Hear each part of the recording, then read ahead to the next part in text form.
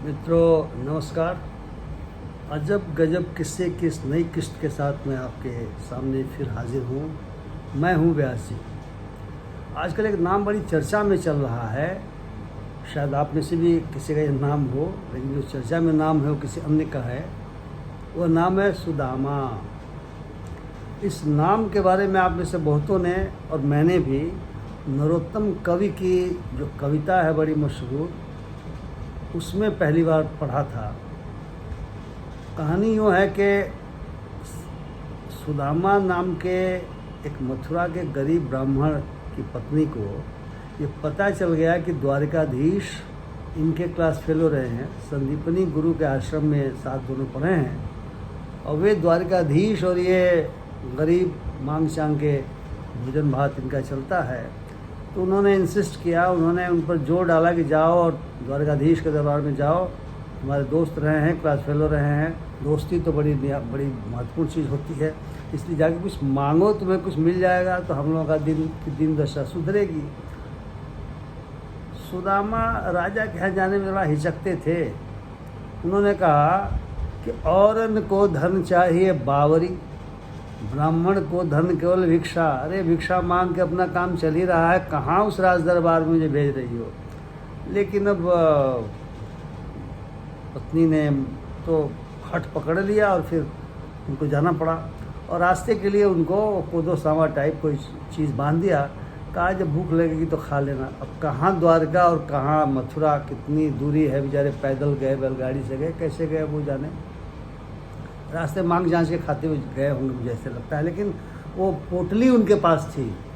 वे उसी दिशा में पहुँचे, द्वारकाधीश के नगर में पहुँचे। नगर के सिंह द्वार के पास द्वारपाल खड़े थे। रोका द्वारपालों ने, कहाँ जा रहा तू? उन्होंने कहा अरे भाई मैं उनका मित्र हूँ, उनसे मिलना है मुझे। अब मित्र शब्द सुन करके तो द्वारपाल घबरा गए, कहाँ राजा और कहाँ ये, कहावत है ना, कहाँ पे राजा भोज कहाँ गंगू तेली।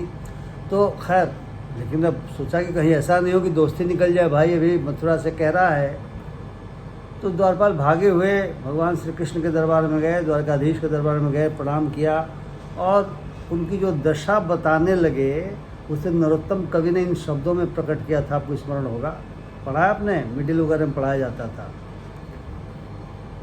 शीस पगान झगा तन में, प्रभु जाने को ही बसे कोई ग्रामा।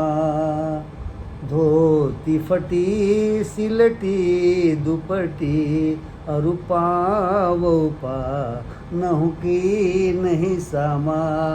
द्वार खड़ो द्विज दुर्बले, कि रहो चकिसो वसुधाय अभिरामा।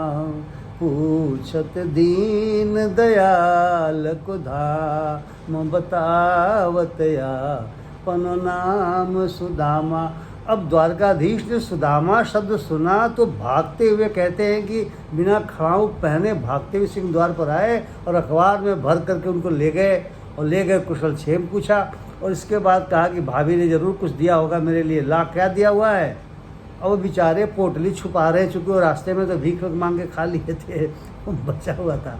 तो लेकिन कृष्ण ने छीन लिया और छीन करके उसे खाने लगे, बड़े प्रेम से खाने लगे। तो ये तो भक्त वत्सल भगवान है, ये तो भक्तों की लाई हुई किसी भी चीज़ को पसंद करने वाले लोग हैं, मतलब देवता हैं।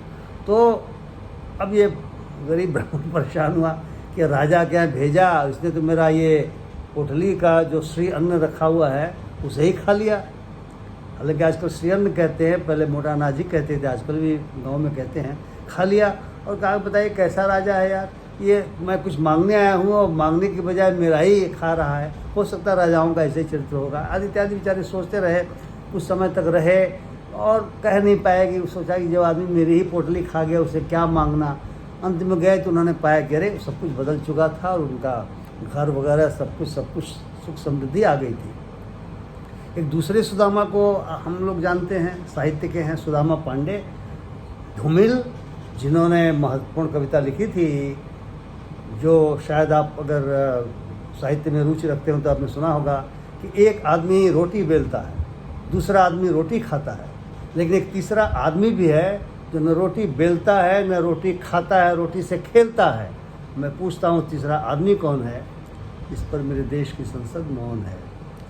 तो आजकल हो क्या गया है कि जिनको सुदामा पांडे ने कहा था कि यह रोटी से खेलने वाले लोग हैं, वे प्रजातंत्र में अपने को राजा कहते हैं। उन्हीं में एक राजा हैं अपने को मामा कहते हैं, मामा कहलवाना पसंद करते हैं, एक राज्य को भी राजा हैं। तो उनके राज्य में एक अजीब घटना घटी और तब उनको नरोत्तम कवि की भी वो कविता याद आई। और क्या घटना घटी? किसी नालायक ने एक बहुत ही गरीब व्यक्ति, जो एक खास समुदाय के थे, जो समुदाय गरीब भी है, मेहनतकश भी है और उस राज्य में बहुतायत संख्या में है, जिसके वोटों का बड़ा महत्व है, तो उसने उस नालायक ने, उस बेहुदे ने उनके सिर पर पेशाब कर दिया था। और इसको लेकर के जो राजा के विरोधी दल वाले हैं काफ़ी शोर मचा रहे थे कि बताइए साहब कितनी बड़ी घटना घट गई, ये जो है सो वोट उनका लेने की कोशिश करते हैं और महाराजा जी भी आए थे और वहाँ पर गए थे और ये तो राजा हैं और ये लोग केवल वोट लेते हैं। और इस प्रकार से इन्हीं के दल के जो सज्जन है उसी ने ऐसा पेशाब किया था। तो पहले तो जो राजा के दरबारी वगैरह हैं कहा नहीं वो आदमी हमारा है नहीं। बाद में क्या किया, जब पता चल गया नहीं आदमी तो हमारा ही है, उसको पकड़ करके नेशनल सिक्योरिटी एक्ट में बंद भी किया और विभिन्न धाराएं लगाई।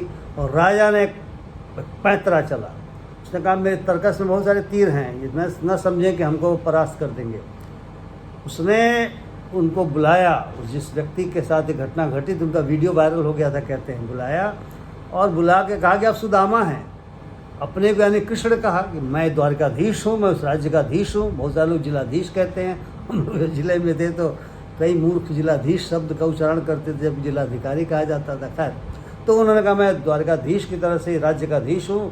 और उन्होंने उस कथित सुदामा को, और कहा भी कि सुदामा आप हैं, और कथित सुदामा को कुर्सी पर बैठाया, कुछ ज़मीन पर बैठे और उनका पाँव धोया। अरे मूत्र तो सिर पर हुआ था, लेकिन उन्होंने पाँव धोया, माला पहनाई, भोजन इत्यादि कराया, साथ में हालचाल पूछा और उन्हें भेज दिया। तो नरोत्तम कवि ने जिस सुदामा का वर्णन किया था तो स्वयं गए थे द्वारकाधीश के यहाँ, किंतु यहाँ तो राज्याधीश ने, राजा ने स्वयं बुलाया। लेकिन अब समस्या ये पैदा हो गई कि जब इनका सम्मान करके और अपने तर्कस का तीर चला करके विरोधियों को पस्त करके जब उन्होंने उसे वापस भेज दिया तो ज्ञात हुआ कि जिसको बुलाया था वो तो असली सुदामा था ही नहीं। उसने कई बयान दिया है जो उनके विरोधी चला रहे हैं कि मुझे तो बेवकूफ़ बना के फंसा करके वहाँ पर बुला के ले जाया गया, मैं तो अपने मन से गया नहीं था और मुझे सुदामा कह के जो कुछ भी किया गया मेरा उस घटना से भी कोई संबंध नहीं है, किसी ने मेरे ऊपर पेशाब नहीं किया था। अब साहब उस सुदामा, असली सुदामा की तलाश हो रही है, जिसको पुनः उसका पाँव इत्यादि धोने की कोशिश की जाएगी और वो पता नहीं कहाँ है, कैसे है, कहाँ पर गायब हो गया है। तो ये है किस्सा और बहुत अद्भुत किस्सा मुझे भी लगा, तो मैंने सोचा शेयर करूँ। शायद आप उस सुदामा को, जो असली सुदामा है, जानते हो और यदि वो मिल जाए तो उनके यहाँ भिजवा दीजिएगा आप लोग भी, या उनको फ़ोन कर दीजिएगा या उनको व्हाट्सअप यूनिवर्सिटी वालों को बता दीजिएगा कि सुदामा अमुक गांव में रहता है, उसको भी बुला लेंगे, गाड़ी वाड़ी भेज करके बुला लेंगे। राजा भैया, वो पहले वाले सुदामा की बात नहीं रही कि वो खुद गए। तो यदि आपको किस्सा पसंद आया हो, मुझे तो बड़ा पसंद आया, यदि पसंद आया हो तो आप कृपया इसे शेयर करना ना भूलें और मेरे वीडियो को ज़रूर देखें, शेयर जैसा मैंने कहा करें और मेरे चैनल को सब्सक्राइब भी करें। इन्हीं शब्दों के साथ आप सभी का बहुत बहुत धन्यवाद। नमस्कार।